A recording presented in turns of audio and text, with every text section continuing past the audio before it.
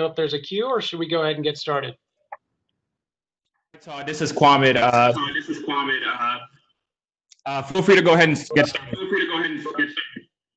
Okay, great. Okay, so welcome everybody. It's Todd Haskins speaking here on behalf of the VAB. I'm the chair of the VAB, and welcome everybody to our first virtual VAB meeting. I'll cover a handful of logistics about the agenda and a few other items on background of the VAB to the extent there are folks on who are not familiar with us. So first of all, from logistics, I'm sure this will not be smooth as this is our first virtual meeting, but we'll do the best that we can here. When we get to the question and answer session, if people could please, in an ideal world, use the chat function if you're online at the bottom of the screen, and just type your question or type noting that you either have a question or have something to say, and then Kwame will effectively unmute you so that you can speak, or if it's a written question, we can respond to the written question. For anyone who's on the phone and dialed in by phone and doesn't have access to a computer or screen, you can email any questions you might have to connect, C-O-N-N-E-C-T, at veterans.nyc.gov. So veterans.nyc.gov, and we'll be checking that periodically throughout the session here to answer any questions. Sorry, and I just got a text from someone asking if we were using the WebEx link now. So just to talk briefly about the kind of conduct of the meeting, we'll follow the same format that we generally do, which is generally we do introductions to give a sense of where everybody on the board is from and representing. I'll talk a little bit about the background of the VAB, just for those who have not been to a VAB meeting before, so you can understand what we do and what we can't do, some of the limitations and benefits. We usually have a more open agenda, but there's two topics we'll be covering today, given frankly the importance of those topics. So first, we as a board will make a statement in response to the George Floyd killings and obviously the police brutality and all the notions of institutionalized racism that has vaulted really to the front of the mainstream press and has really started a national dialogue around that.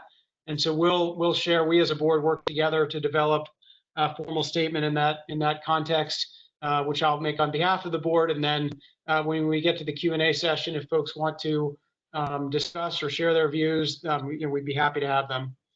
And then after that, we're going to hear from the commissioner. We've had the commissioner and his team, we've been meeting almost monthly in private sessions. The VAB has been meeting in private sessions with the commissioner and his team. And we've asked him to focus his comments. They have an amazingly large amount of activities, but given the coronavirus and how topical that is, he's going to focus and have what are hopefully useful, really useful and focused comments on what the DVS and New York City is doing in support of veterans in response to the COVID crisis. So those will be the two main topics we'll focus on, and then we'll flip after we go through that more choreographed portion. Then we'll flip to a Q&A session, which is the part where, as I mentioned earlier, you can use the chat function or email questions to connect at veterans.nyc.gov. So with that, let me start out with introductions real quickly. We'll go around with the board. I'll start, and then I'll look at my screen and see someone who will go next, and then they'll hand it off to someone else. So Todd Haskins, represent Manhattan, live here in Harlem, served in the Marine Corps for 6 years, and I'm honored to be the chairman of the board, which is greatly appreciative. So let me turn it over to Mercedes Elias, because I can see her, and she'll introduce herself, and then she'll turn it over to someone else on the board. Hello, all. My name is Mercedes Elias. I represent Queens. I live in Astoria, and I was in the Marine Corps for about 9.5 years. Recently joined the board, and glad to be here. Thank you. I will turn it over to Tiffany Doherty.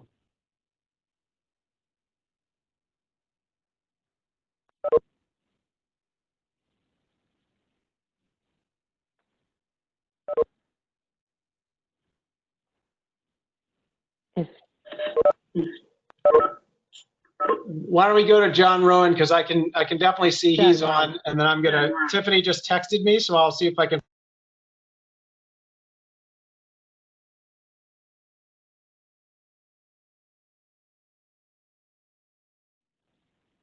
John, you're on mute.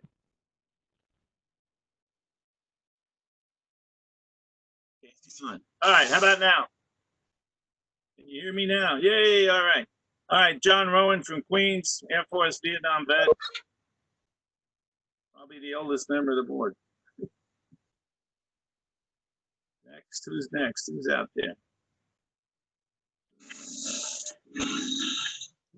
Let's have an open call for Tiffany or Annette or Joe or Paul. Or did any of you guys make it onto this WebEx?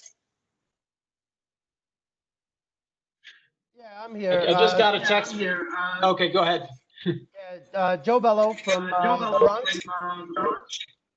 And good to see everybody. And I got a text from Tiffany that she just resent the link to Annette. So if she's not on or Annette's not on, or Wendy, are you on?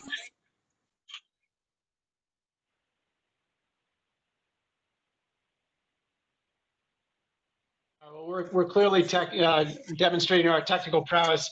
Maybe in the interest of our lack of technical prowess, I'll just move on to the background of what the VAB is, just so everyone has that benefit. And then if, oh great, we got Wendy on.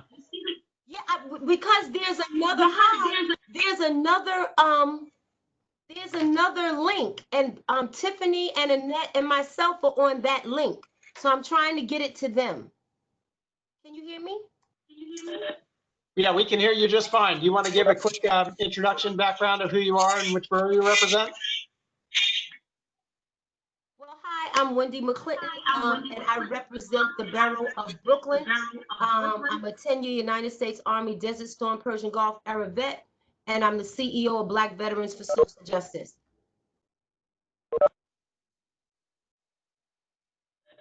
Great, and I think Tiffany is now on.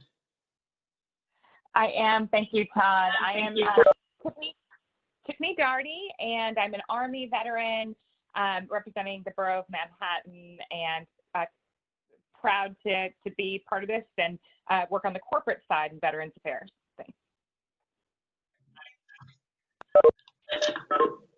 And did Annette or Paul make it on?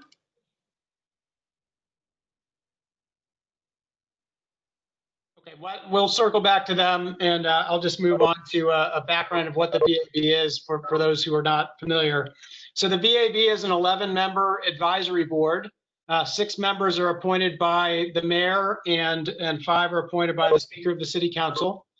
Our charge is to provide advice to the mayor and the speaker, principally through the commissioner of the DVS, but also directly on really all policy matters relating to veterans in New York City.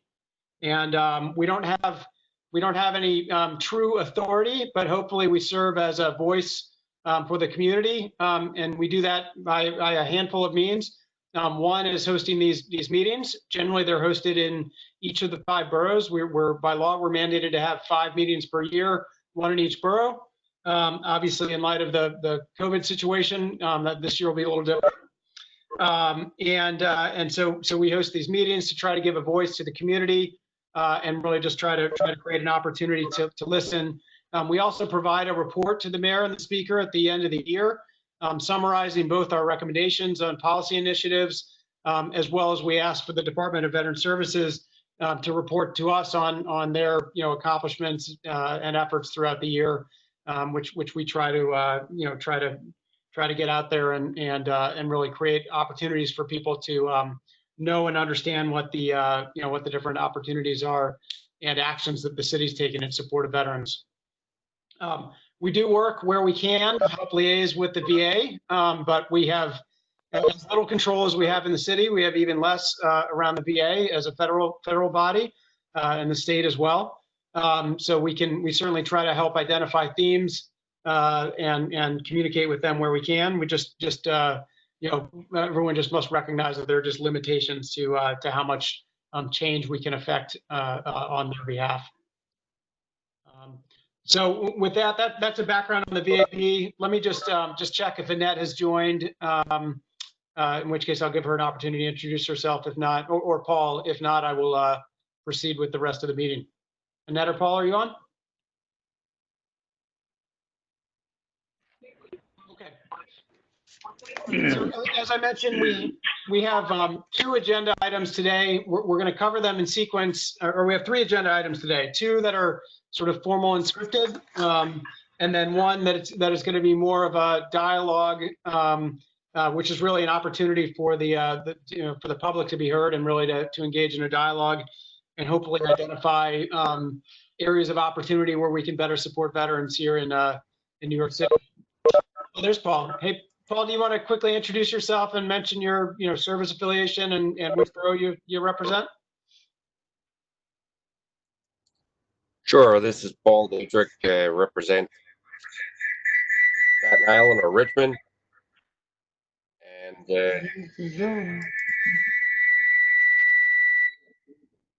34 years Army Reserve, mostly Iraq, South Korea. He doesn't have some people that I have. Terrific, thanks.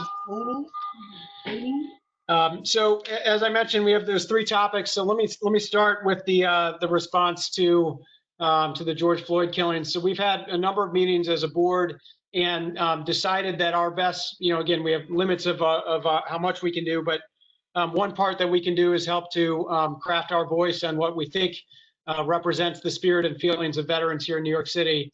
And so we as a team went through that, and then we've asked for some action from the VAB. So I'm going to go ahead and read that to make sure that the spirit of all the details that are in there are shared with everybody. And I, we'll release this more formally in written form here in the coming days. So like most Americans, we too were horrified by the killing of George Floyd and those of so many others. Veterans are a diverse population whose common bond is found in service to our nation. We all wear green and bleed red. As veterans, we are proud that the military has often been a source of opportunity for people of color. We've also been ashamed when our military has not achieved the principle of equality on which our nation was founded. As representatives of the veteran community, we feel it's important to raise our voice on behalf of that community. Towards that end, we denounce institutional racism and bias of any kind. We denounce police brutality and the unlawful and unnecessary use of force. We believe that people of all backgrounds have the right to equal protection under the law and equal opportunity. And in war and peace, America finds strength in its diversity, and we believe that fundamentally. So that's our statement. And then again, limits to what we functionally can do.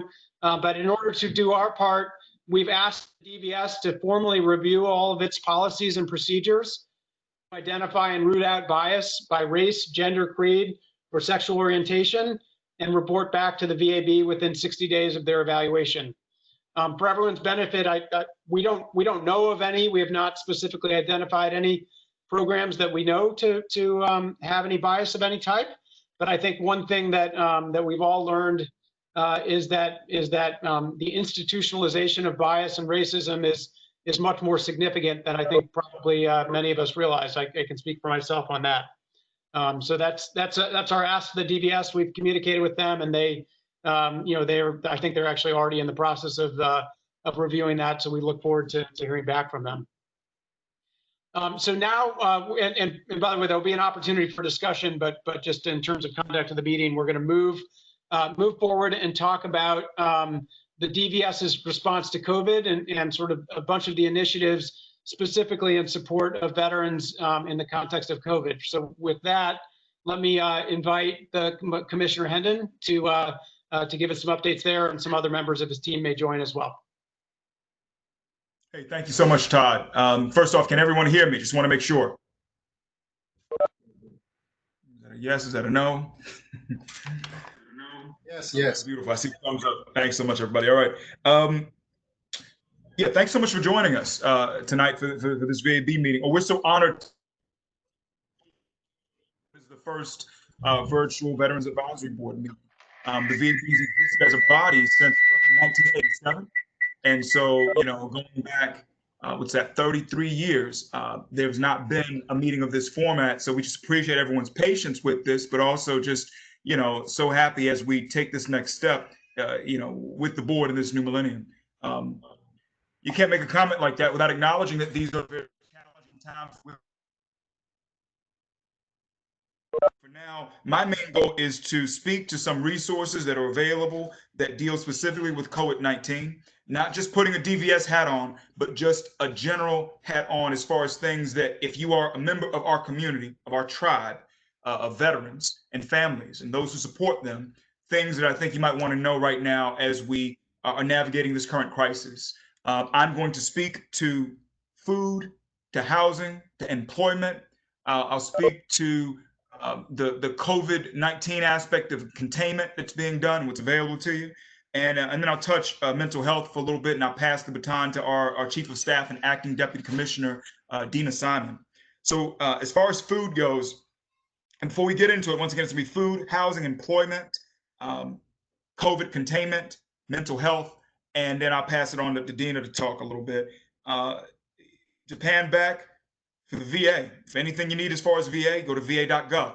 For anything you need as far as the state, a division of veteran services, go to veterans.ny.gov. And for anything you need when it comes to city level assistance, it's nyc.gov/vets. So just to make sure that we all start with that framework of va.gov, veterans.ny.gov, and then nyc.gov/vets.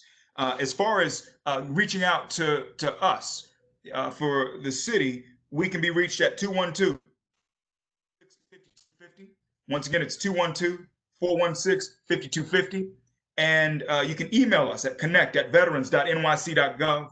You can always reach us on social media at NYC Veterans. And then, of course, you can visit our Vet Connect website, which is vetconnectnyc.org. So once again, it's, connect@veterans.nyc.gov. It's at NYC Veterans, and then vetconnectnyc.org. Another one that I want to mention too, as far as Meta places that if you touch it, someone will get back to you with whatever the issue is and help you triage it, would be Access NYC. That's a one-stop shop that the city has. It's beyond veteran, but all New York City residents who have questions about immediate needs they have. You would visit access.nyc.gov. And of course, for folks who just want to pick up the phone, I mentioned our phone number, 212-416-5250. You can always call 311 as well. And just to, if you forget everything I mentioned, just know I can call 311, I can reach somebody. I can call DVS, I can reach somebody. I can email DVS, I can reach somebody. Just so you know, whatever's happening, how to navigate it. Now to speak to food. The Get Food NYC program is a catch-all program that encompasses more than 400 sites that are providing food to New York City residents through various forms. It could be, let me go to this school to pick up food between the hours of 7:30 a.m. and 1:30 p.m. It could be, let me go by this food pantry that is available that allow me to pick up 1 week's worth of groceries, when during the hours when it's open. There's one in each borough. It could be, I don't have the means to get to the food myself. I need someone to deliver it to me. Get Food NYC is the one-stop shop for all of these things. We've got folks on staff who are certified to bring any constituents who reach out to us through that program, but you can also access it directly yourself. It's nyc.gov/getfood. Once again, nyc.gov/getfood for Get Food NYC, and that's the food piece. There's also a map on Get Food NYC that shows everything that's available under the sun and where to access it and when it is available. So for food, no member of our community should have issues with food insecurity, and we encourage you to go to Get Food NYC or to even reach out to us, and we'll help you connect those dots. As far as housing, there are different resources for housing that I'll speak to. I want to start with some partners whom we have through the VA, and that is the Supportive Services for Veteran Families Initiative. Long story short, SSVF is 4 different nonprofits that have funding from the VA to help veterans who are dealing with housing insecurity. As of late, SSVF provides the 4 that are in New York City. And those 4 providers are the Jericho Project, Volunteers of America, Help USA, and SUS. They've received millions of dollars specifically to assist veterans who are, backs against the wall and need economic assistance, particularly for things that involve food matters. Housing matters. So when you think about SSVF, you need to think about, you do not need to be in housing court to qualify for SSVF. You need to be behind on your rent to qualify for SSVF because they typically helping with rent arrears. You need to meet the definition of a veteran for them, which is not about your discharge status. It's about that you've served on federal orders of some sort at some point. In other words, I was active duty for a time, that checks the block. I was reservist or guardsman who was on federal orders for just a day, that checks the block. And you need to be under certain income levels. But bottom line is supportive services for veteran families is a resource. These 4 nonprofits where they've got money on the table to help members of our community who are in dire straits as far as their income situation. To go there, these things have gotten so wide as far as the breadth they've been given to make these investments. You could say, look, I had a job a few weeks ago. I'm not the income requirements. I don't have a job today. So I no longer meet the income requirements. I need money to help me pay back months of rent. Can you help me? So I'd encourage you to look at them. All of their information is on our website as well, as far as who to contact from Jericho Project, from Volunteers of America, from Help USA, and from SUS. Next one I'll speak to as far as housing is the home-based program sponsored by the Human Resources Administration here in New York City.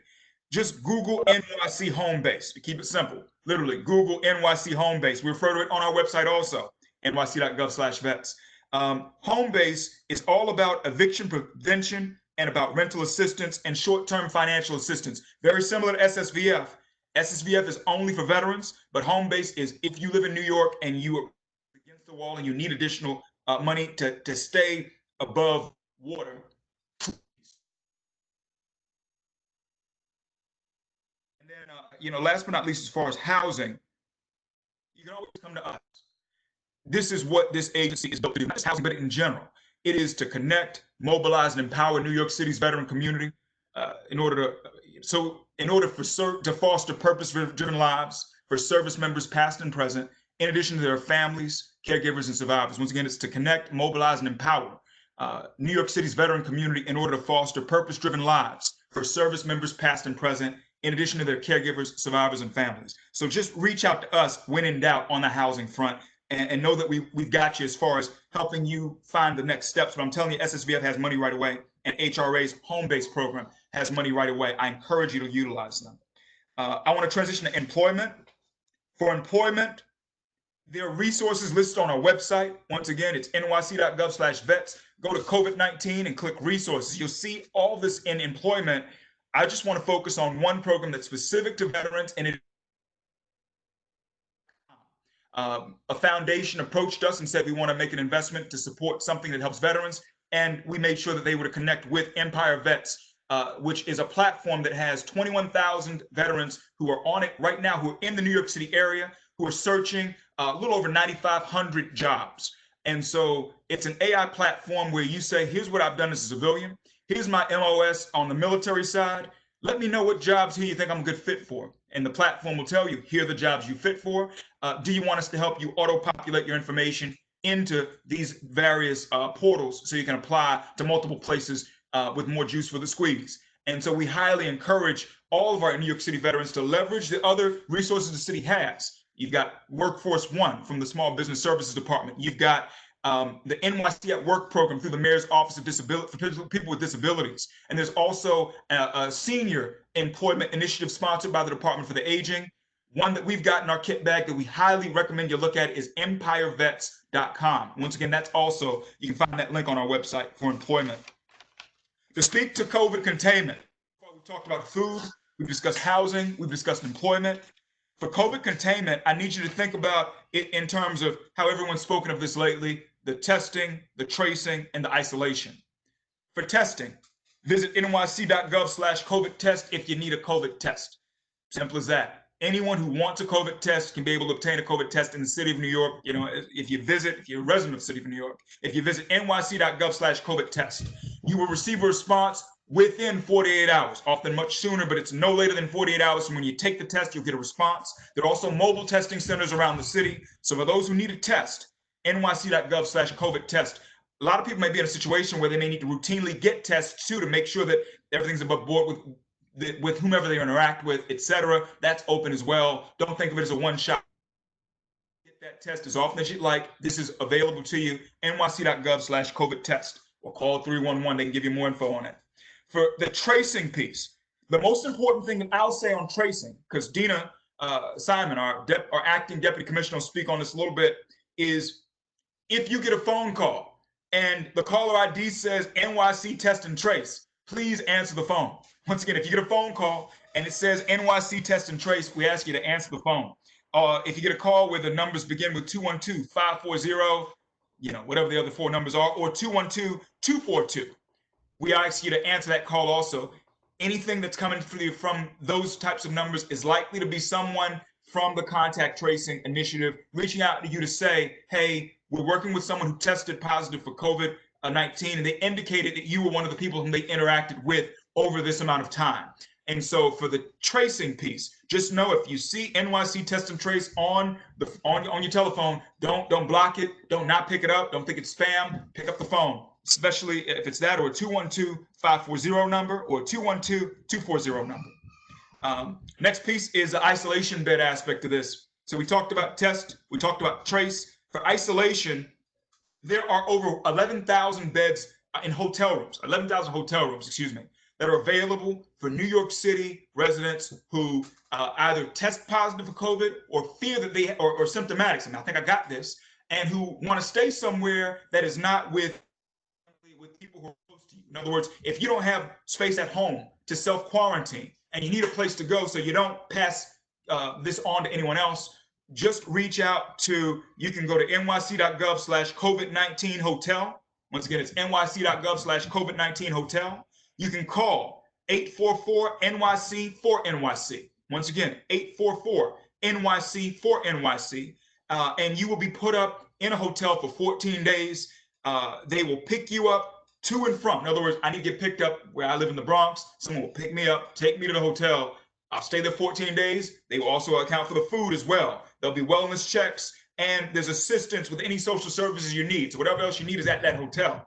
But just know that this is available to you as well. And that's the isolation bed piece of it for those who either are COVID positive or are symptomatic. And it's nyc.gov/COVID-19 hotel or 844-NYC-4NYC. Another thing I want to talk about, I got a couple more things. So once again, we talked about food, housing, employment, COVID containment. I'm going to speak to mental health, and I'll say something about volunteers and then pass it on to Dina. For mental health, if we all know these are tough times. I mean, I can just say the things that many people on this WebEx have heard as far as the stress on the economic front, the stress on the family front, the stress on the pure isolation front. There are people on this call right now who may not have even really interacted with another soul for months. If it gets to a point where you're in complete crisis, where you desperately need to kind of talk to somebody right away, and it's something where there's imminent danger that you face or that you see or know someone else to be facing. So if there's an imminent danger situation where it involves mental health, first and foremost, call 911. That's just pure and simple. When in doubt, call 911. Better to call it than to not call it. But beyond that, if it's not something where there's imminent danger, we definitely advise you to reach out to, we've got NYC 888-NYC-WELL, which you can call. So just dialing 1-888-888-NYC-WELL. Another one that's available to you, and once again, NYC-WELL, it's 888-692-9355, or you can text WELL to 65173.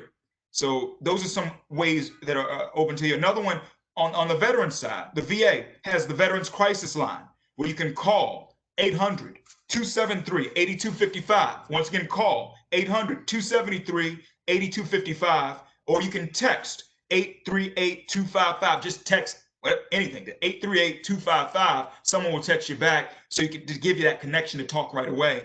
And I'd be remiss if I didn't point out, not just for mental health issues, but in general issues, we always have Vet Connect NYC. As far as vetconnectnyc.org, which is effectively a digital switchboard that shows various providers who offer different services that are of value to our veterans, period, in the New York City region. So that's vetconnectnyc.org.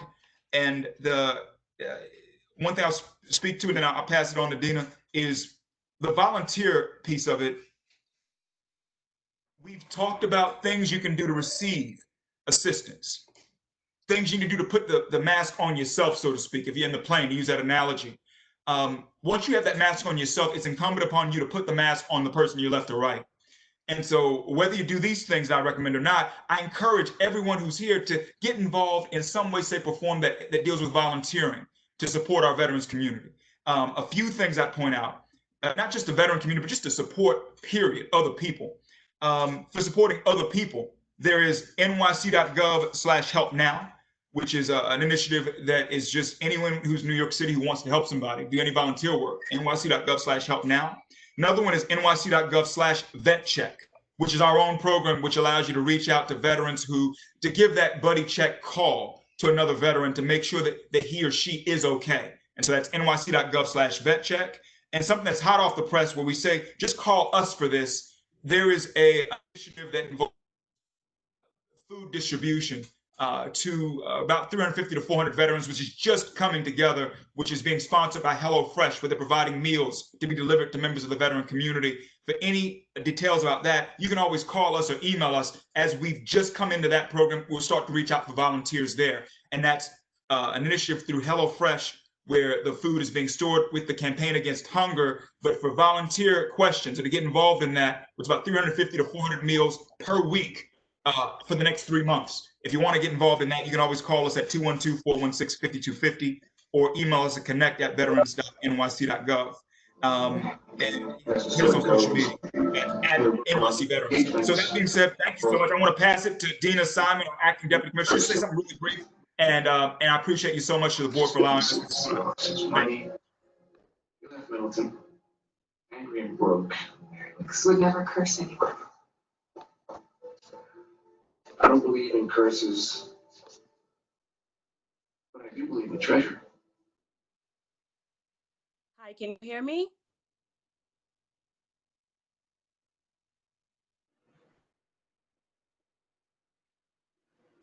We hear you, Dina. Oh, great. I'm having video issues, so thank you. Thank you, everyone. As we enter to a reopening New York City, we need your help to help us spread the word about a critical part of that effort. And that effort is the test and trace core. Short of a vaccine, making sure everyone gets tested for COVID-19 and safely separate, if testing positive, will be key to keeping our loved ones safe and reopening New York City's economy. We need New Yorkers to know about free COVID testing. All New Yorkers can and should get tested. Testing has been expanded to all New Yorkers, regardless of symptoms or exposure. If you have been exposed, maybe you went to a protest or are having symptoms, you should definitely get tested. You can find a testing site near you at www.nyc.gov/COVID-test or call 311. Again, www.nyc.gov/COVID-test or call 311. Contact tracers. New Yorkers who test positive for COVID-19 may receive a call. The Test and Trace Court helps all New Yorkers receive free testing for COVID-19 and make sure that anyone with the virus receives care and can safely separate to prevent the spread. The Corps has activated a special group of contact tracers to find people who tested positive for or were exposed to COVID-19 and ask them to stay away from other people until they no longer can spread the virus. They also help provide New Yorkers with the resources they need to safely separate and stay healthy. You can learn more at www.testandtrace.nyc, www.testandtrace.nyc, and find a testing site near you at nyc.gov/COVID-test. Again, nyc.gov/COVID-test. The city is offering free resources as well as care plan, as the commissioner mentioned, to help New Yorkers who test positive safely separate. There are many ways you can help out. One, you can share content on social media. You can also engage your constituents in a Test and Trace Corp town hall, share palm cards, or even phone and do some text banking. Please let us know how you can help. Again, thank you.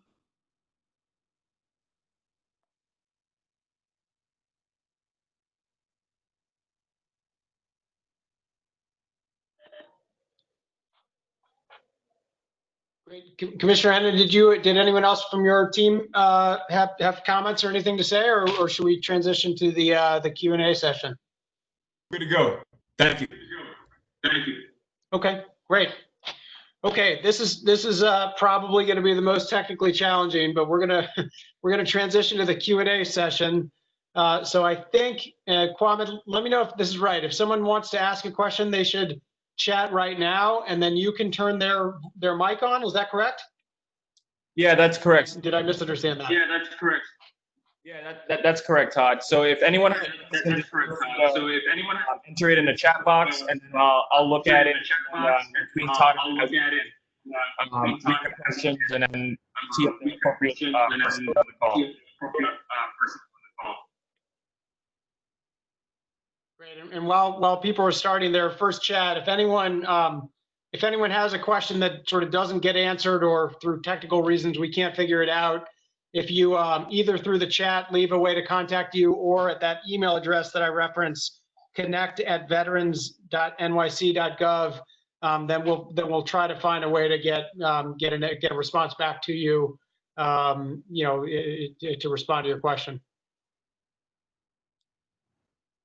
So I see there's maybe while we. Oh, go. You got one? Okay, great. I'll let you take over. All right, so I see there's a question from, and forgive me if I mispronounced the name, Lobsang Salaka.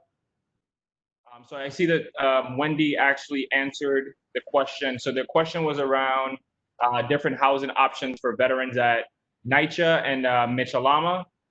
So happy to tee up one of our associate commissioners, Nicole Branca, to say more about that. And my question was, like, when the veterans apply for NYCHA or Mitchell-Lama, just want to make sure if they get a preference or not, because I was told a Mitchell-Lama but not the NYCHA, so how that works. Hi, everyone. So I also responded in the chat box. I think both Wendy and I assumed the question was related to rent arrears. No. Please see the chat box. In terms of that specific question with NYCHA and Mitchell-Lama, that is correct. Mitchell-Lama does currently have a veteran preference, and NYCHA currently does not. So is there anything like the VA advisory committee can do something to kind of like push for a policy to help veterans in that terms, and also in the public transportation in the New York City? I'll leave what the VAB can do up to Todd and his colleagues to answer, but I will say that the NYCHA has two components to it. It has its public housing, and then it has its large Section 8 portfolio, and they do have a significant Section 8 subsection for veterans. It's called the VASH program, but the VA supportive housing vouchers. And so each year, NYCHA has 3,000 vouchers specifically for veterans to live in the community, and those are tied to case managers at the VA. So that is a great program. And so while public housing doesn't have a preference for veterans, NYCHA does lead the country in terms of giving Section 8 vouchers and case management to veterans. Okay, so if I have a veterans, then they can go through the VASH program to get the. They have to be currently homeless. But if there's any question about that, please call our office, and we can help figure out if they're eligible for that, and if they're not, we can try to steer them into another direction. Thank you. Okay, good question. Yeah, and maybe just to respond to the question about what the VAB can do, because we're just an advisory body, we can't. We can specifically advise or request that. That the city council change the laws, or that the DVS respond. What we've historically done, and what I think DVS has actually done quite a very effective job at, is really help to coordinate and get our veterans, maybe not officially to the front of the line, but at least have their packages tracked and aggressively pursued and followed up on. And I think that is what has resulted in the decline, or those activities are what have really led to the decline in veteran homelessness in New York City, while the overall homeless population has actually gone up quite substantially over that same period of time. So I think that's, absent getting a significant change to the laws, which I think frankly would be quite difficult to do, to represent, represent our community over others. I think the process and approach that we've got has been quite effective, and it's been sort of recognized nationwide for that as well.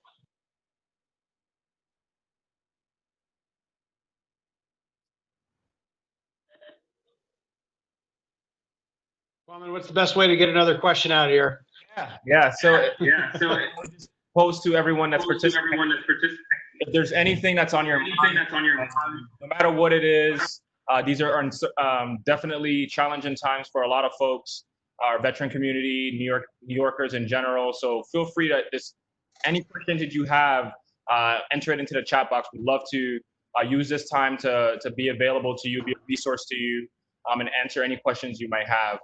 So feel free to just anything from employment to healthcare to housing, anything that you've noticed. It may not pertain to you specifically, but maybe somebody that maybe experienced some things, and maybe you have a question and maybe you could provide the response, the answers that we provide to them.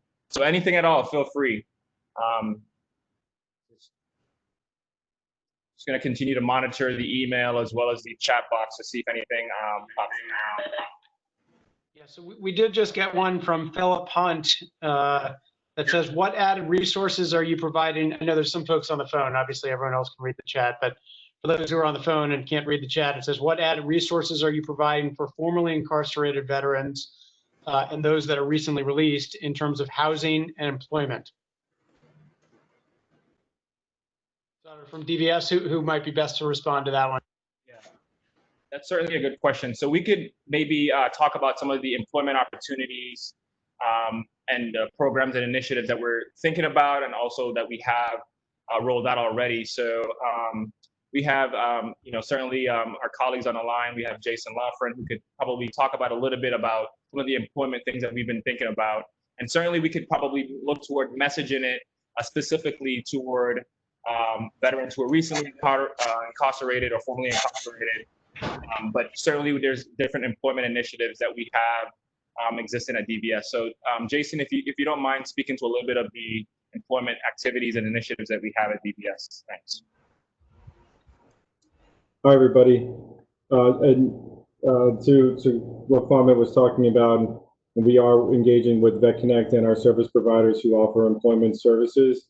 Commissioner referenced earlier, there's one in particular that is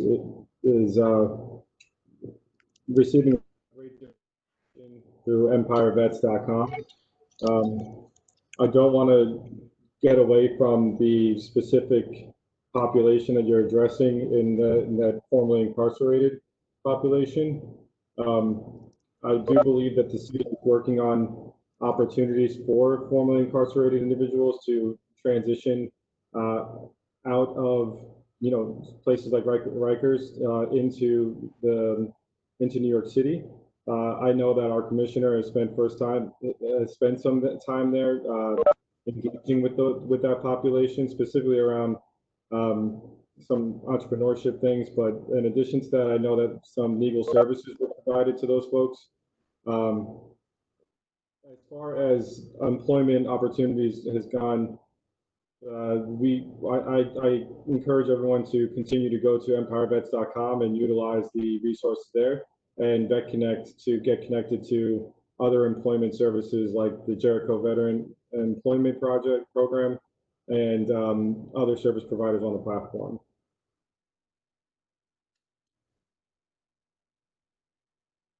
Great question. Definitely thank you for that, for asking that question. And so just continue. Yep. Go ahead, Todd. I was going to add just a compliment from the board perspective. Again, we don't really implement these things, but one of the things that we have done, and we and frankly the city council and the administration have done is we have taken a literal definition of a veteran. So a lot of the federal rules and regulations and practices require you to have had certain, honorable discharges, and in some cases, incarceration could result in loss of veterans benefits. And from a New York City perspective, as it relates to the resource that we control, we have if you served one day in service, in uniform service, you're a veteran, whether or not, things ended up in a less favorable way. And so that sort of tangentially touches on the question. Thanks, Todd.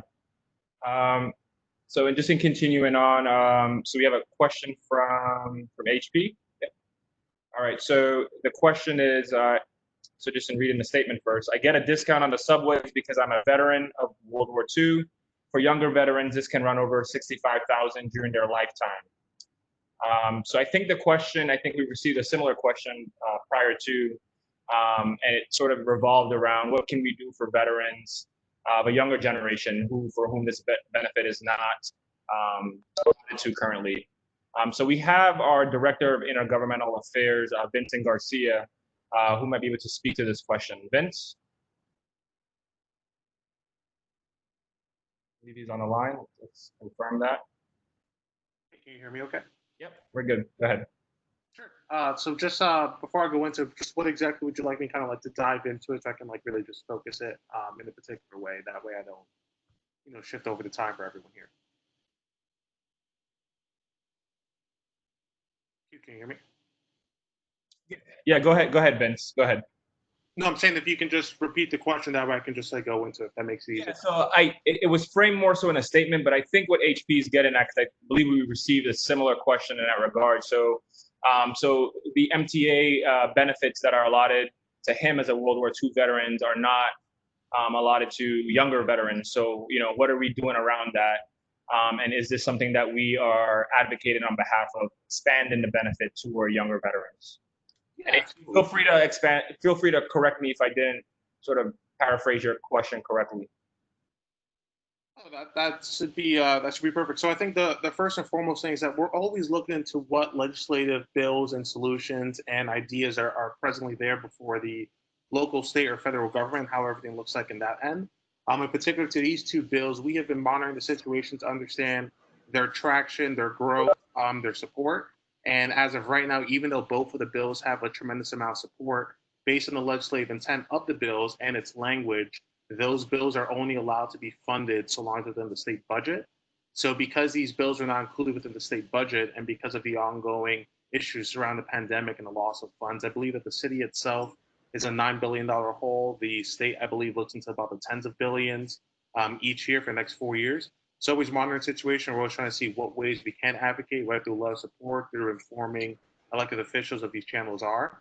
But then also just being able to see like what traction there is and how we can be able to push this language into a subsequent budget bill for next year or the year after. But we obviously need to figure out what the budget's looking like because of COVID.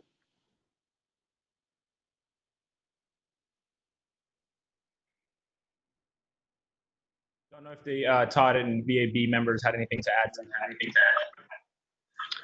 that. The only thing I was going to note, I know there was a pilot program targeted specifically at student veterans to help get either low cost or no cost Metro cards that I think was intended to be expanded. Obviously, I think that comment about the change in the budget, I think is a really good one because with the requirement to have a balanced budget, I think it's I think every department is or every agency is gonna have some cut in their budget, and so it's gonna be interesting to see. So we do, I think, encourage this group and all that you can to engage with your council members and make sure that they know that you guys find valuable the support that we provide to veterans, and that we find that it really improves the lives of all New Yorkers, these programs. And I think that program in particular is the Fair Force program. But certainly we want to follow up on that. Thanks for mentioning that, Todd. All right, another question we have, is, do we have any count on the veterans who have succumbed to COVID-19 in the VA or at veteran homes? I presume veterans homes in New York State. So I don't have the latest numbers. I'm not sure if any of my colleagues on the line can speak to that, or any of the board members.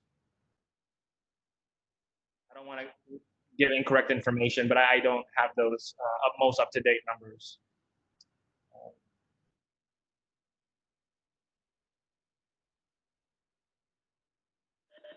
It's Todd speaking. I do not. I don't know if Annette is on the line. I don't know if she has the current numbers, but she might have an update on sort of the general state of things. Are you on the line, Annette? I know you looked into this a little bit ago.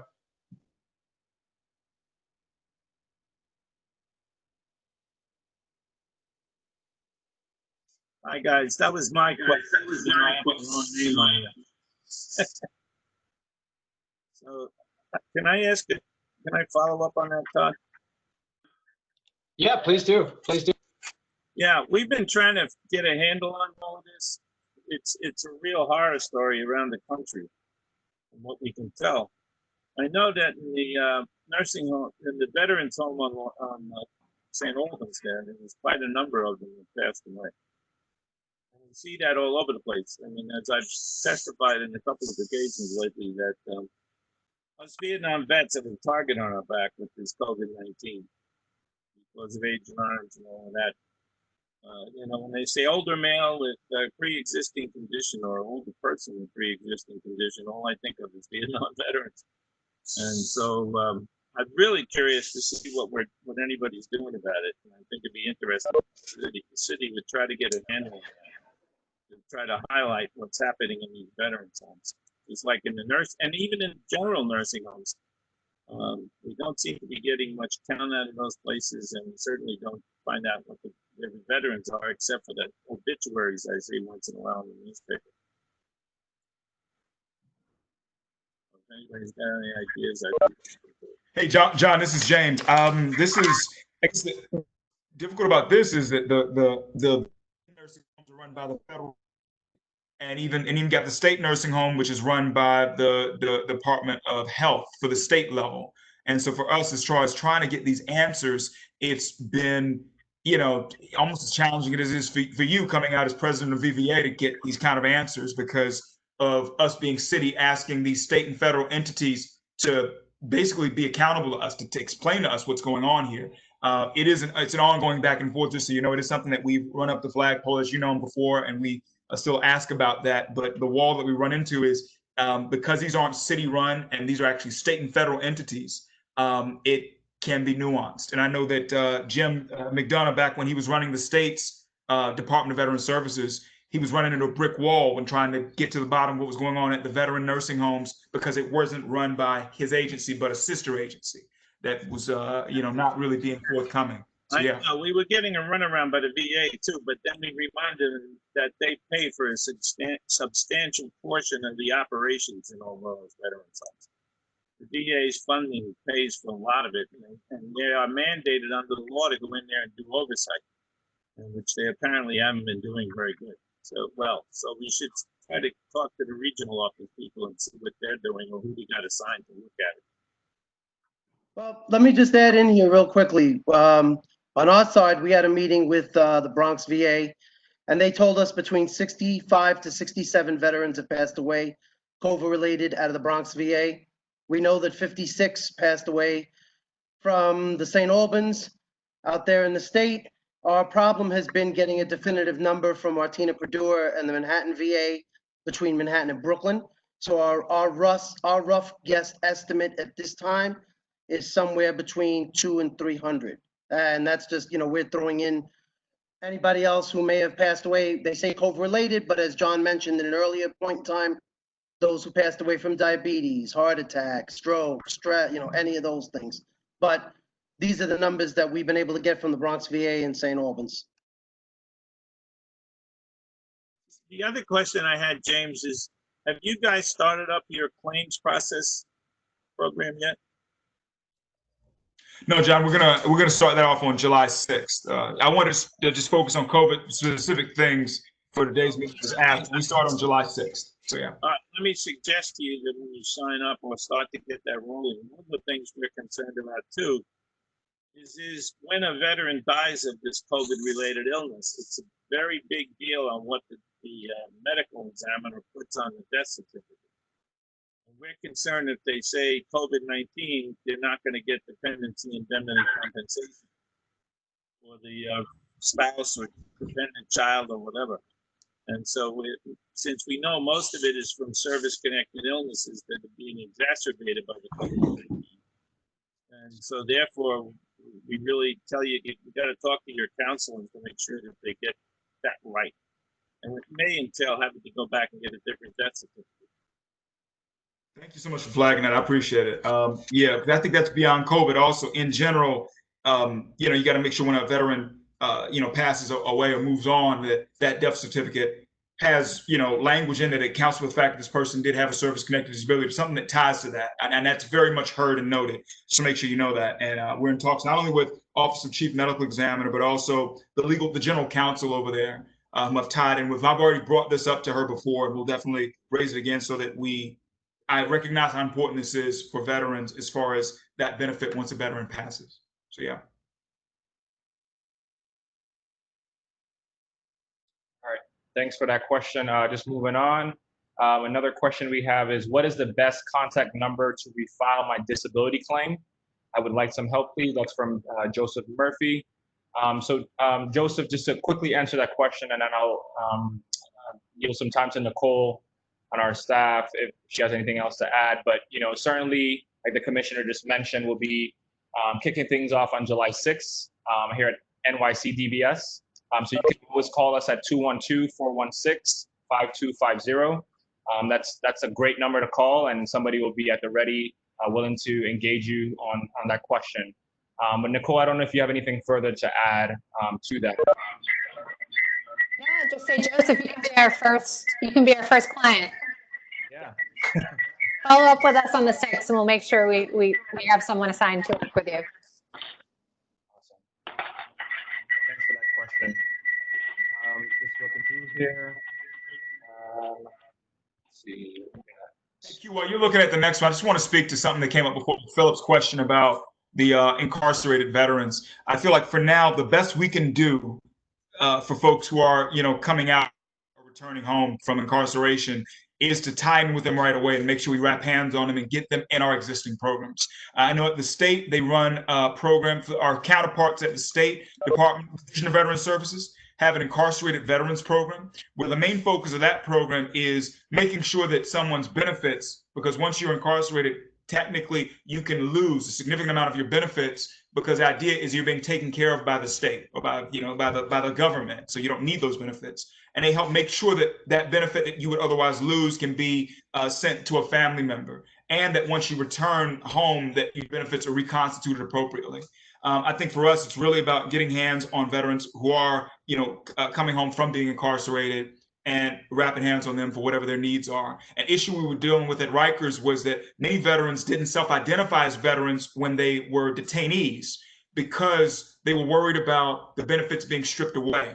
And so while we estimated there were a large number of veterans who were detainees at Rikers, you only saw about 20 to 30 who were in their veteran time, because a lot of people didn't put their hands up. And there's a lot more to it than that.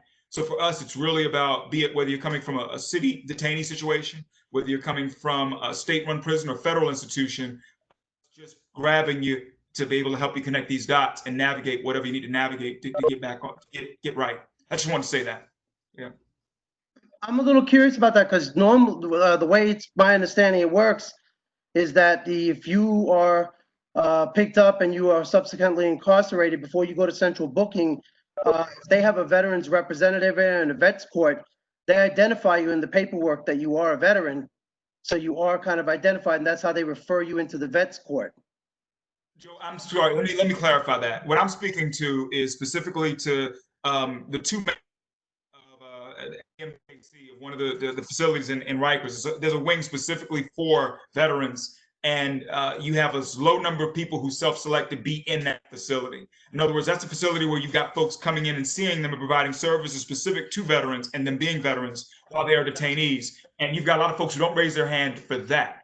So I just wanted to clarify. So sorry. Yeah. Thank you. I'd like to just say this is Paul Dietrich. The other issue, though, with the courts is that even at the courts, you still do not get all of the veterans identifying as veterans. And that's an ongoing problem. And if they don't identify, they don't get into the Veterans Court, and then they don't get the opportunity that the Veterans Court does provide.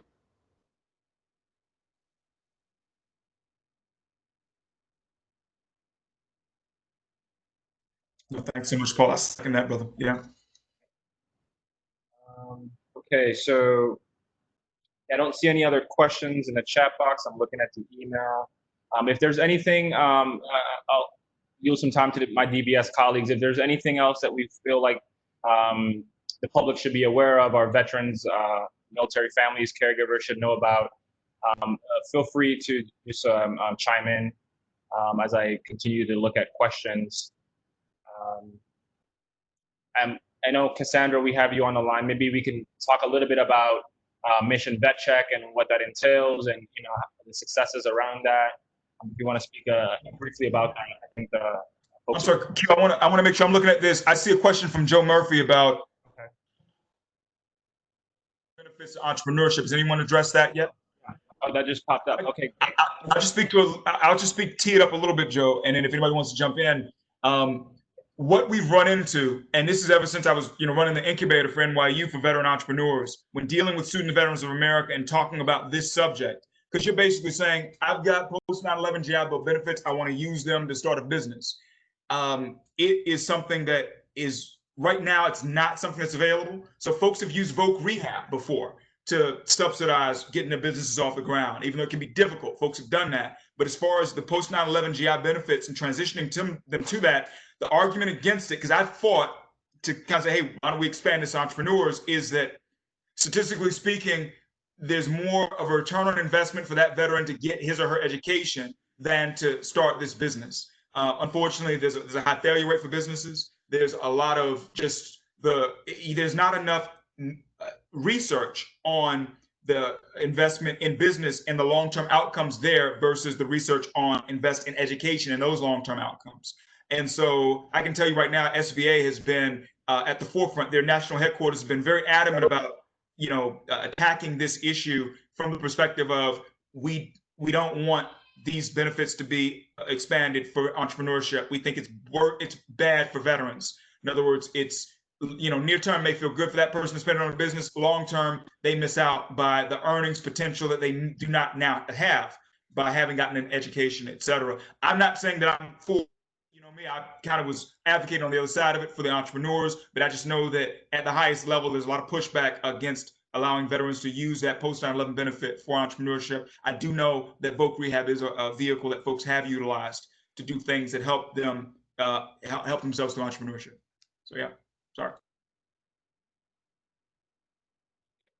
Thanks, Commissioner. And I see Mercedes, just in response to your question, what is the best contact number to file my disability claim? So I've answered that question earlier, but just to rephrase, just feel free to contact DVS. Our number is 212-416-5250. Like Nicole also mentioned, July 6th will be launching our claims processing at DVS. So Joe could be our first client. So yes, that's the number, 212-416-5250. Just to reiterate that again. So I don't see any additional questions here. Hey, Kwame, we had the couple of questions that came in via email. You had shot me earlier. They came in before the meeting. If you want, I've got those pulled up here. I can read those. Yeah, feel free to. Time. Yep. Yeah. So William Engel asked two questions. The first is the New York City Marathon was just canceled, and that's on November 1st. Is the New York City Veterans Day Parade on November 11th, or is that also canceled? I have not heard of it being canceled. Does anyone else? I kind of suspect it might or will, but I've not yet heard of it being canceled, unless anyone else has. I think the general consensus is no, but I think it's realistic to conclude that any kind of big gathering like that is likely at risk. The United War Veterans Council put out a statement earlier today. And you're right, they haven't canceled it, but they say they continue to monitor the public health situation and that they're developing contingency.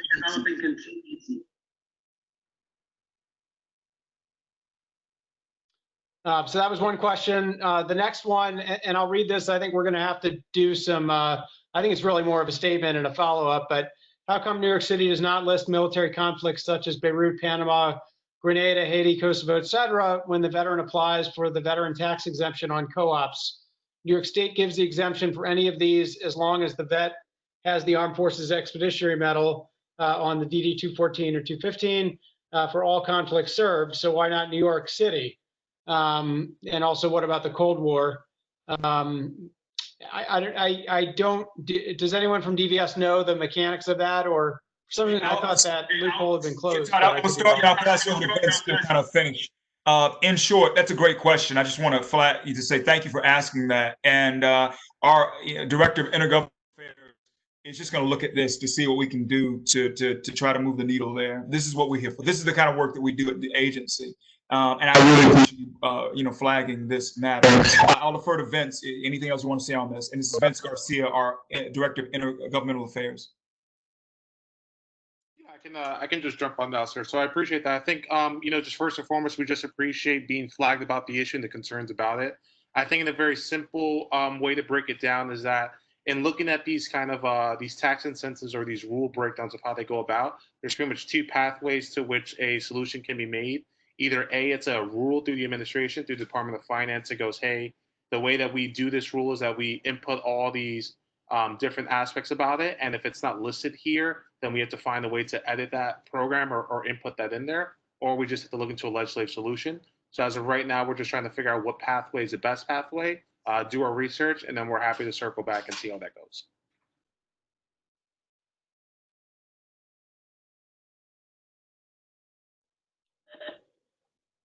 Great. And then the last one that was emailed through, and then we can go back and see if anyone else has chatted any more questions, was from Nigel Winston Casanova of Yeshiva University. It's a very thoroughly written and really quite long proposal, and so I won't go through all the details, but specifically they're noting the disparity and equity of the VA Vets Success on Campus program relative to, at least in New York City, relative to other states that seem to have to be more heavily resourced. And so, first of all, I'd like to really thank Nigel for sending this along. Frankly, I was not familiar with it. I'm not sure if others were, but one of the big focuses and policy recommendations that we as the VAB have is that we really do everything we can to invest in and support our student veterans.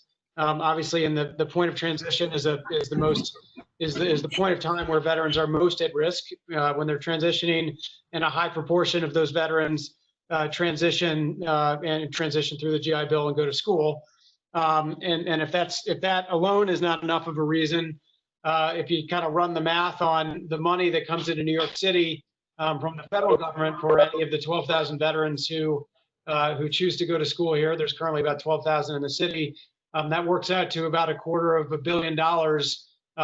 If 12,000 veterans go to school for 4 years, it's about $250 million of federal spending in New York City. So that really benefits all New Yorkers, not just veterans. And so this is a great suggestion. Really appreciate it, and we'll ask the DVS to look into how we can advocate with the VA. Obviously, we don't control the VA, but we'll look at how we can advocate to maybe get more federal resources deployed here in support of our student veterans. So we really appreciate you raising that. Todd, if it's okay, I want to just see if Jason Loughran or if Vince Garcia want to say anything here, because they took a look at this as well. And I echo your remarks about Nigel. Thanks for putting it on the table. This is what we're here for. We appreciate you guys putting these questions out to just raise attention to it. So Jason, Vince, do you have anything you want to add to this? I would defer to JL if he has anything. If not, I'm more than happy to jump in. But JL, if you have something, go ahead. If not, I'm more than happy to do so.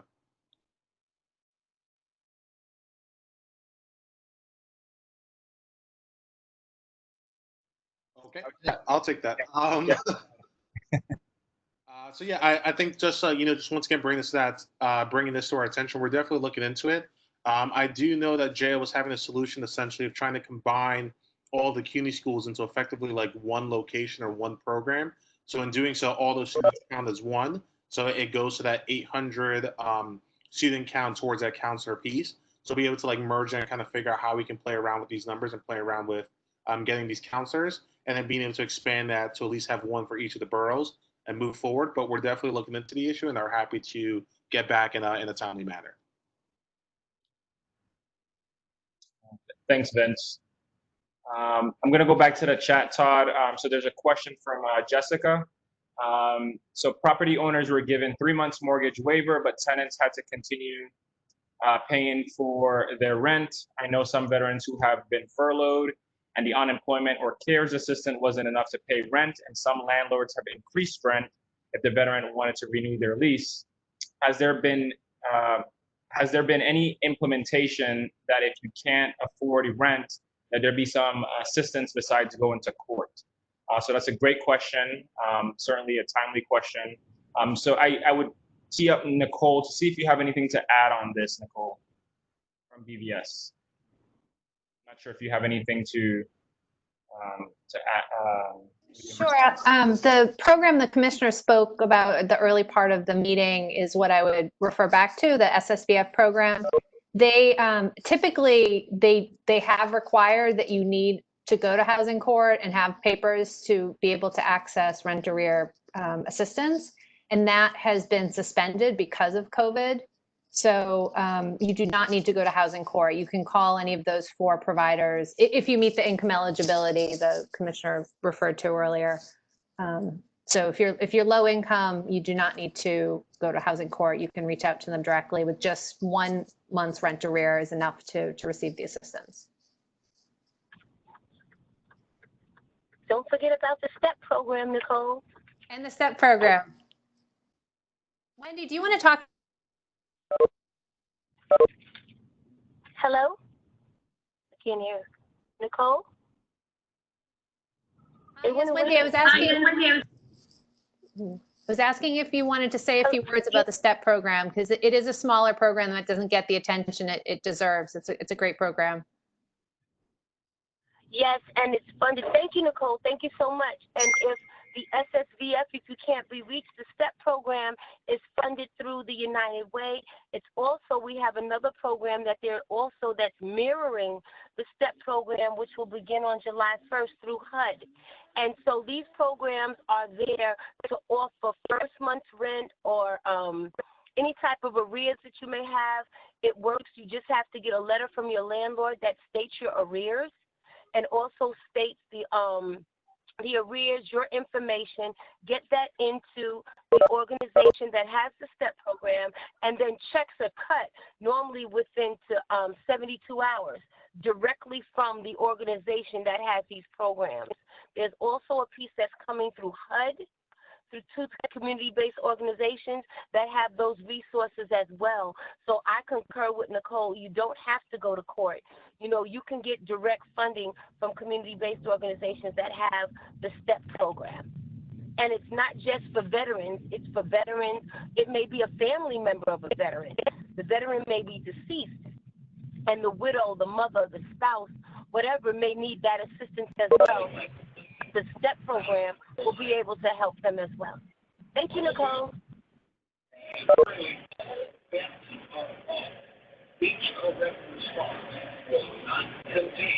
Thanks, Nicole and Wendy.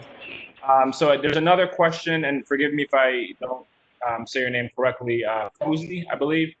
So what are the various veterans doing for their members and all members? So don't know if maybe the VAB want to speak to what they've been hearing from the community about what they're doing. Tupac support.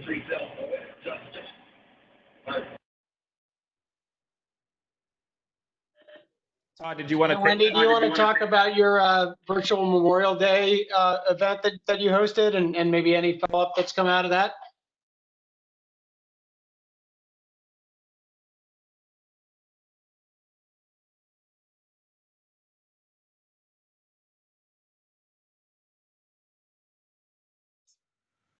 can talk a little bit about VBA.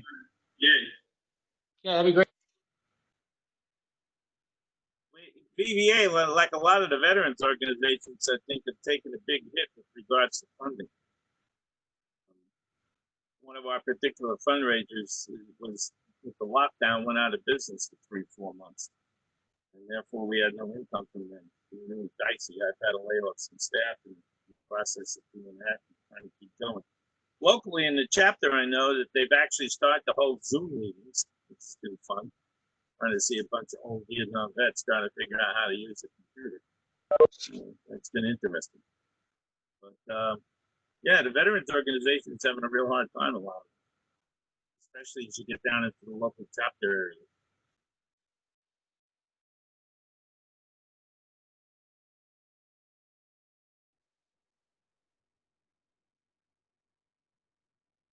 Anyone else from the board wanted to speak to anything about what they've been hearing in the community?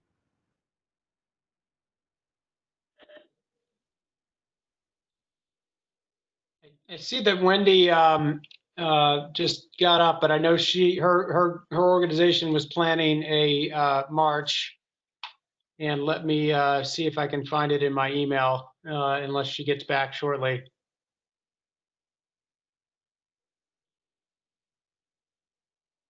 Okay, let's go to the next question. Let's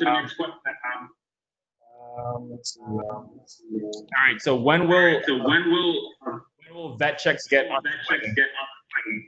I submitted my application. And I'm still waiting. So, Cass, did you want to talk about mission vet checks? Absolutely, and thank you for the question. So Mission Vet Check's been operating since late April through our partnership with the New York National Guard. They've helped us place 12,000 plus wellness check calls to veteran and veteran households.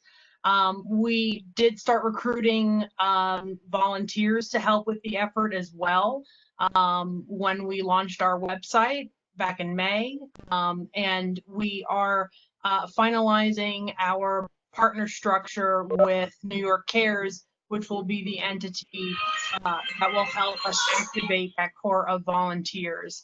So we thank you for your patience. You should be hearing from Mission Vet Check within the next weeks, max, regarding how you will be activated. And you'll likely hear from New York Cares very shortly regarding next steps. So again, thank you for volunteering, for signing up and being interested in supporting that mission. And it's really helped us connect with so many veterans across New York City. We've been providing COVID test site information about food resources and emergency financial assistance. And it's also provided a great opportunity for those National Guard soldiers to connect on a social level with veterans. So there's really a nice peer rapport that's established, and we've seen that through some of the calls that have been made. One story that I'd like to share is a few weeks ago, a soldier called a veteran, had been in his home for a while, hadn't seen anybody, and it happened to be his birthday when he made that phone call. And they were on the phone together for 30 minutes, obviously doing a wellness check, but also just connecting with one another. So it's been a really great measure for us to also reduce social isolation during this time as well. Absolutely. Thanks, Cass. And yeah, we've definitely heard a lot of great stories, just like the one Cass just mentioned. So the Vet Check program it's definitely underway. And if you have any more questions, just feel free to reach out to us on that. All right, so go into this next question. James Fitzgerald. Thanks for joining us, James. So his question is, are there any plans to ensure funding for the PROOF program for our student veterans? I'm sorry, let me read that again. Are there any plans to ensure funding for the PROOF program for our student veteran remains continuous during the COVID emergency and beyond? Their funding is slated to be drastically slashed this year to the detriment of the student veteran population. Does anyone on this call, either from DVS or from the board, want to take that question with respect to funding for the PROOF program?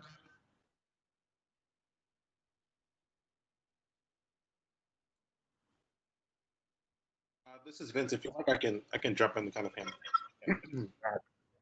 handle. So yeah, I think it's I'm actually looking into the program itself and trying to get some more insight as to its past, current funders and whatnot.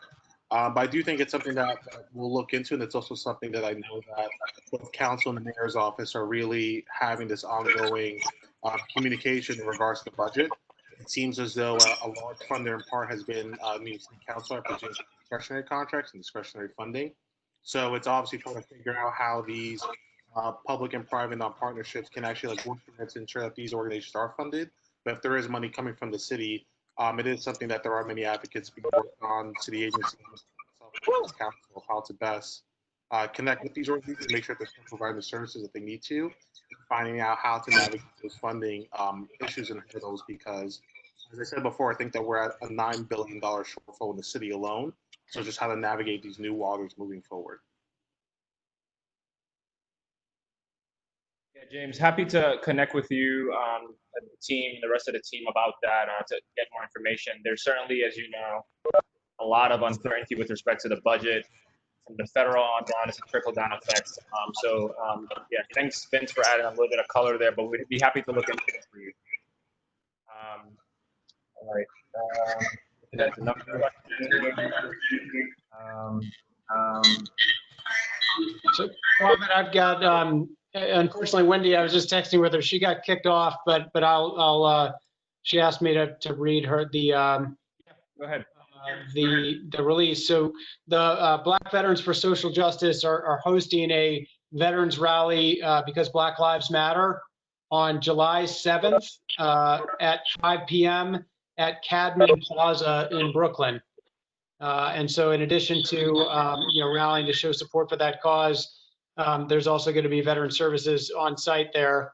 I will put into the I will read the website, so and then I'll put it into the chat for people who are there. So you can sign up at www.bvsj.org/community-activities. And so if you type that in, you can sign up, and there will be services on site as well as a rally to show support for that cause. Thanks, Todd. All right. So I think there's a follow-up question with respect to the SSVF, Nicole. The question, I think the follow-up question is, doesn't the unemployment and CARES assistance make you over income with respect to SSVF? Thanks, Kwame. I responded to Jessica directly on that, but I'm happy to share it with a larger group. The income limit is currently for one person. It's been raised to $39,800. For a family of 4, it's $56,850. So regardless of your income source, if you're under that ceiling, then you're eligible for the program. If you are over that, HRA's funding through the home-based programs, which the commissioner mentioned earlier, they do not have an income limit. So any one of us on this call would be eligible if we fell behind on rent, would be able to go for them for one-time assistance with our rent. Thanks, Nicole. All right. Let's see what we got here. So just some comments as well. The Intrepid Museum is continuing their free veteran programs virtually. So you can find more information. This is all in a chat box, by the way. So I'm reading this information directly from there. You could also view it there as well. But for those on the line, for the more information on what the Intrepid Museum offers, visit intrepidmuseum.org/vets. Similarly, with respect to Mission Vet Check, go to www.nyc.gov/vetcheck. And it's similar to most of the programs that are listed here. You can just visit nyc.gov/vets, and we have like a full resource page, not just COVID-19 related, but also we post links to a lot of our different VSOs to make sure that we amplify the information and the resources that are available to New Yorkers. All right, so let's see here. So another question from Joseph, how is DVS and the VAB connecting to veterans? Vietnam, and earlier who may not know of these new changes and benefits post-COVID-19. How many of our, in a follow-on question, how many of our homeless, TBI, or even PTSD veterans have been receiving some of these benefits that are mentioned? So briefly, and then I'll tee it up to the board as well as my colleagues. So, you know, like what Cash just mentioned, so in reaching those veterans of the Vietnam era and earlier, the Mission Vet Check accomplishes some of that via those wellness checks. In addition to the wellness checks, we don't just sort of call them to check in on their mental well-being, but also to make them aware of the different resources and programs that are available to them. So we satisfy that through there. And then obviously, not obviously, but we also make mention of our DVS community services team via email, through social media channels. So we try to hit the different mediums that we can reach our veterans of all eras. So Nicole, I don't know if you want to speak a little bit more to that and how what our team is doing with respect to community outreach. Sure. I don't think I can speak to all of it, but in terms of the homeless veterans, our team works with all of the shelters that currently have veterans staying in the shelter, plus the street outreach team. So any information we have, we push out to our colleagues and of course the clients we work directly. And I see that one of our community coordinator extraordinaires is on the WebEx with us today. So I'm going to kick it over to Tanya, put her on the spot, and see if she has anything to add to this. Yeah.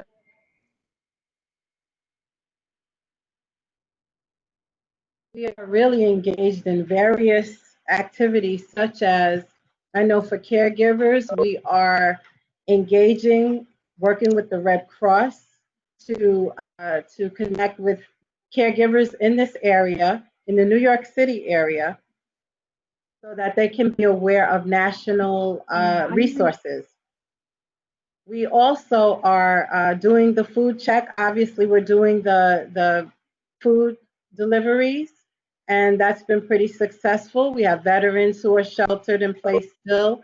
They're ill, and we're seeing to their needs, making sure that they are getting their food deliveries. My team is working on that diligently. And we're definitely still in training for VA claims. We're excited about that. And we also are doing social services cases. So anything that veterans need within the city of New York, we are routing those cases to our partners, our community-based organization vetted partners, as well as other city agencies. And we're a great liaison for other city agencies, our sister agencies. We can get a lot of veterans business handled through our sister agencies and helping them logistically navigate through those city systems. We're great at that. Thank you. Awesome. Thanks so much, Tanya. I also want to loop in Cass. She heads our strategic partnerships and policy unit at DVS. You could speak to some of the partner collaborations that we've been having. Cass?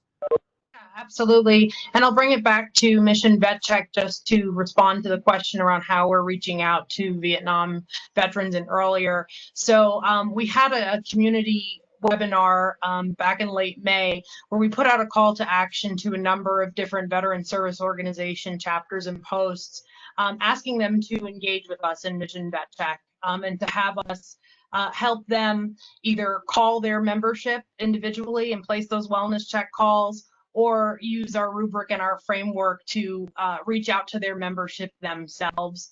We've also been partnering with other city agencies, DHS, IDNYC, to obtain information for NYC veterans throughout the city so that we can reach out to them through Mission Vet Check.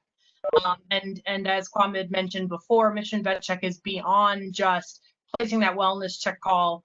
If a veteran identifies that they have a need for service, that information is logged and then sent back to DVS, and then we handle those service requests, triage them as necessary, and then respond with referrals and further information to meet that veteran's needs. That's right. Thanks, Cass. And I just want to point everybody to the chat box. A lot of folks on the call are sharing a lot of useful information. There's links to information. So feel free to just check that out as well. I'm going to look for another question here. So let's see. I think most of it is just like helpful resource links. So we have, for example, Operation Tohaidu. I'm not sure if I'm saying that correctly, but that's a resource for veterans with PTSD, anxiety, and other mental health related things that they're dealing with. So that's depression, military sexual trauma. So that's www.operationtohaidu, that's TOHIDU.org for folks on the line. In addition to that, we have a map of the home-based providers for New York City.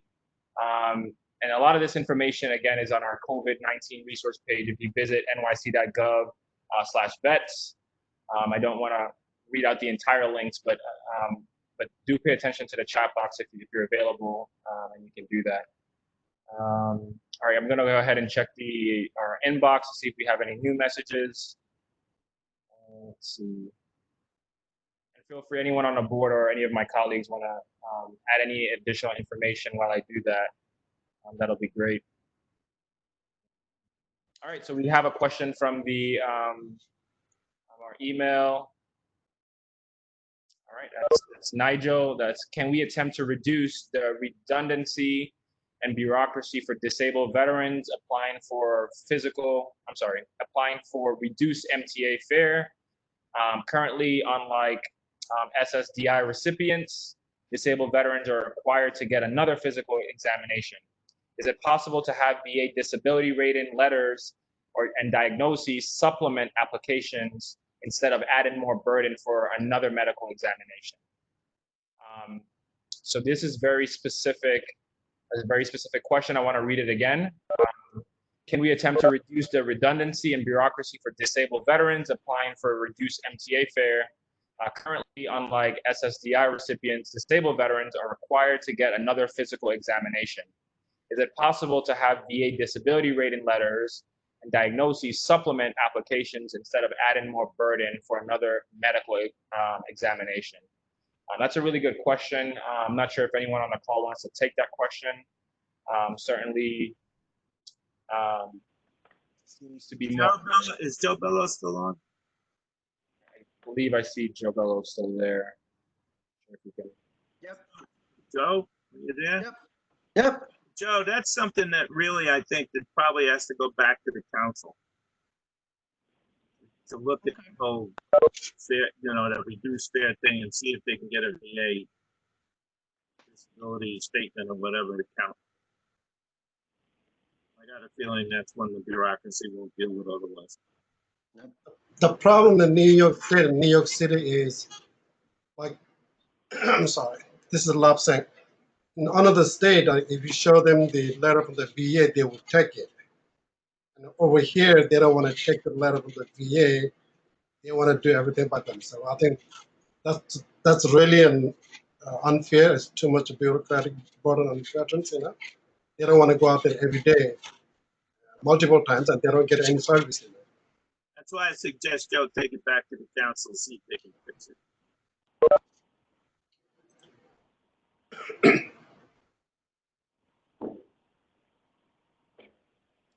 Hey, Lobsang and John, I just want to make sure that the MTA won't accept the VA disability letter when someone's applying for a discount for disability. They say, look, you got to show us something else. This letter from the VA doesn't cut it. Is that what they're saying? Yes, that's the gentleman also say the same thing. So they don't take the VA letter. They want to do either doctor physical exam at the local, or they have their own system. They have their own paper. They have to get signed. So that's really it's redundant. Actually, it's too much for disabled veterans. And the VA letter is a federal letter. That should take into account. Certainly, and that's a great question. And our director of intergovernmental affairs, Vince, can also take that question and see what we can find out as well on our end as well. So Wayne working with Joe Bello on that with the council, but certainly a great question. All right, so let's looking at see what else we have here. If you like, I can also answer that just like a little bit if you like. Yeah, go ahead. Anything you have to add? Yeah, go ahead. Sure, yeah. So just based on my understanding, just one of the questions that I think of the MTA's process is just an administrative act, like a policy shift or a rule change. So we would just have to really confer with the MTA and see what is the rationale, the reasoning behind that additional step. And if it's something that is essentially like a bureaucratic hurdle that we necessarily don't need, we can then explore if there's a way to be able to fix it through a rule change or something else to just get them to lessen that step over. At least that's my initial guess right now based on it.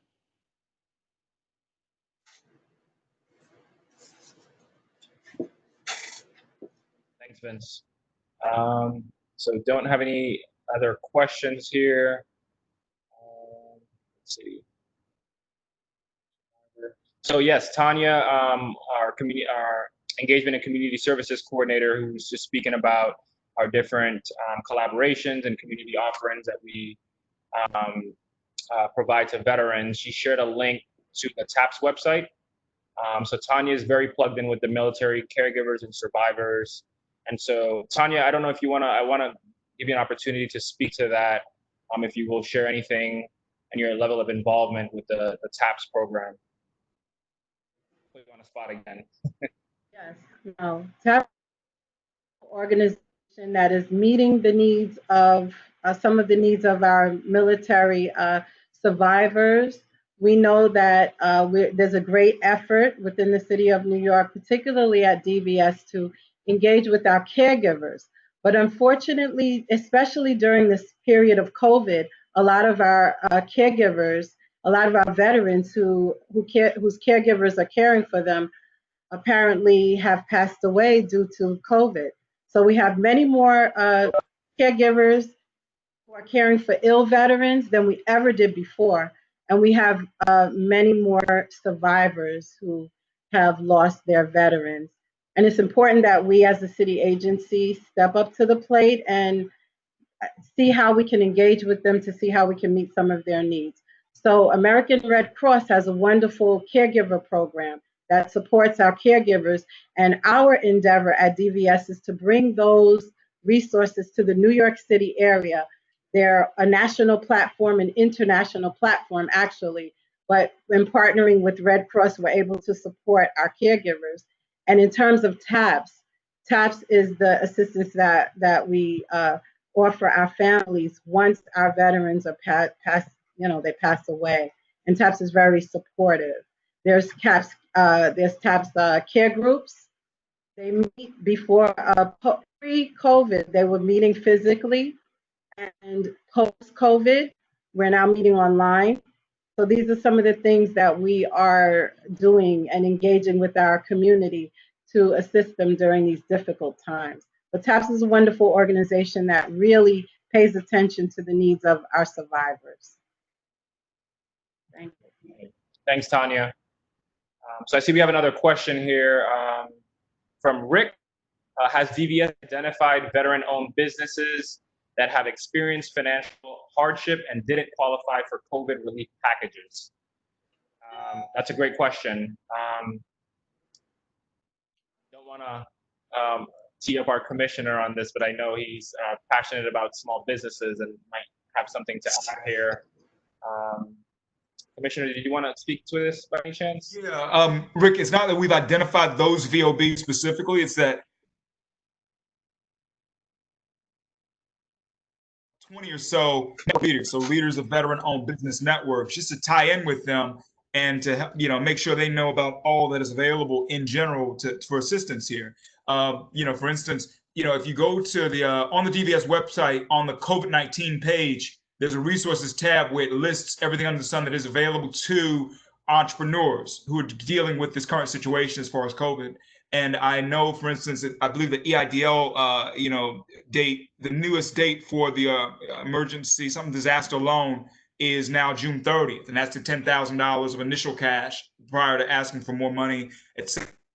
And I know that we try to make sure that all the leaders of veteran business networks are aware of different offerings along those lines. So for us, it's been messaging to the leaders of these networks that they might reach out to the entrepreneurs and let them know what's going on. But for us, if you go to the nyc.gov/vets page and then click COVID-19 and go to resources, there's a tab there for business support, which just puts everything under the sun out there for folks. So we've been really working with the leaders in the community that they might get the word out to the entrepreneurs. That's right. Thanks, Commissioner. In addition to that, I keep saying that, to visit our DVS page, and I provided the number earlier, but we really do have, our page is really sort of amalgamate of different resources from, and just to list of some of them: food assistance, emergency financial assistance, unemployment, housing, energy assistance, even business support, what the commissioner was just speaking to, military families and caregivers, mental health, veterans with disabilities, legal services. So all of these things can be found on our DVS website. And if you have any difficulties navigating this website, just feel free to give us a call, 212-466-5250. We're definitely at the ready and willing to engage any of you and help with however we can. So I just wanted to keep sort of emphasizing that, that there's resources available, and to visit the website or give us a call. Also sign up for our newsletter as well. So, and you can do that through the DVS website. So, so just go and check in chat box again to see if there's any additional questions. And thanks, Commissioner, for sharing the DVS resource page in the chat box. Todd, did you have anything else to add? Anything that the board wanted to mention in terms of how the community can reach out to you, how you can be a resource to them during these times and ongoing? Nothing specifically. Generically, we are certainly always here to listen, and all of our names and I believe our email addresses are on the DVS's website under the Veteran Advisory Board. So if for whatever reason you don't feel comfortable reaching out to the DVS, you're welcome to reach out to any of us. Mine is thaskins@VAB or thaskins. thaskinsvabnyc@gmail.com. Sorry, I had to think about that. And everyone else follows the same rubric of first letter, last name, vabnyc@gmail.com. And so certainly we're happy to receive any questions. One thing to note that I did fail to mention in my intro is even though we work collaboratively with the DVS and as it relates to meeting logistics and things such as that, we're reliant on their on their capability. We are independent and do take that independence seriously. So again, if for some reason there's something you don't feel comfortable talking about with with DVS directly, you're always welcome to come to us as a sounding board or as a potential advocate. In any way that feels appropriate. But yeah, nothing else. We're so glad that so many of you joined. Hopefully, some questions were answered. If you have feedback after this as to how we could do it better, and or if this is useful and other ways to spread the word, maybe that's the one other thing that I could mention. We have, in terms of our advice to the DVS, one of the areas that we've been most critical of has been their communication and outreach, which I think they've really made a concerted effort to improve that in the last, particularly in the last 6 months. But I think we and they are always open to suggestions or ways to get to reach further, whether it's mechanisms to get where you might share email lists, or also ways to contact folks who are not contactable by email, because we know many of our veterans are older, and some of the older veteran population is it's hard to imagine anyone's less technologically savvy as I am, but but there probably are some who are even less savvy in that regard. So we're certainly open and excited to excited to get your feedback. I think there's some great ideas raised, so we really appreciate it. Todd, if it's okay, I just put the link out with the Veteran Advisory Board members and the email addresses. If anyone wants to contact you guys, they can. I just realized we are going to make some changes to that list of members because this is the first meeting where we've had 2 new members who are officially now a part of the board, as far as Paul Dietrich and Mercedes Elias. So just know that their information will be up there. And the 2 members whom they've replaced, one of whom is me, that information will be removed. So just know that you'll see that information on that link soon. And we just want to say thank you so much and welcome to the 2 new members of the board, as far as Paul and Mercedes. Commissioner. Great. Anyone else on the board have any comments they want to add? I don't mean to belabor it, but certainly want to give everyone the opportunity to speak if they would like.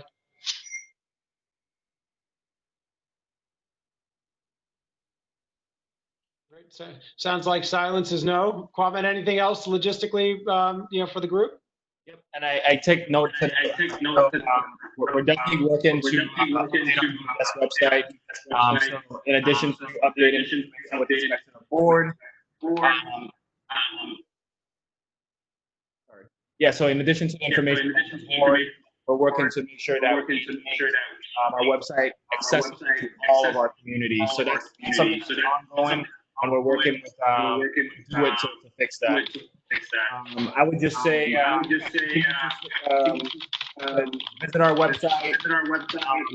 Check out our newsletter. Call us. Let us know how we could be helpful. And